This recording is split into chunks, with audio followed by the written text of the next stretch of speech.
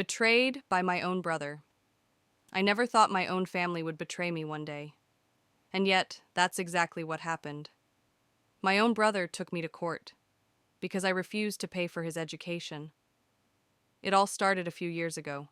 After our parents passed away, I took responsibility. I did everything I could to make sure my younger brother, Thomas, never lacked anything. I sacrificed myself, worked tirelessly so that he could grow up in good conditions.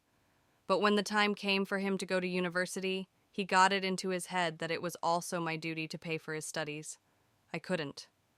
Not because I didn't want to, but because I simply couldn't afford it. I had my own household to take care of, bills to pay, and a future to build. I tried to explain, to make him understand that it wasn't a refusal, but an impossibility. But Thomas wouldn't listen. First, he started resenting me. Then he avoided me. And finally, he took me to court. My own brother sued me for financial obligation, arguing that since I was the eldest and had a stable job, I was responsible for funding his education. I was in shock. How could it come to this? I had always protected him, supported him, and now here I was, standing in court, having to defend myself against my own flesh and blood. The legal process dragged on for months. Every summons, every document sent by his lawyer felt like a knife to the heart. He didn't even try to talk to me anymore.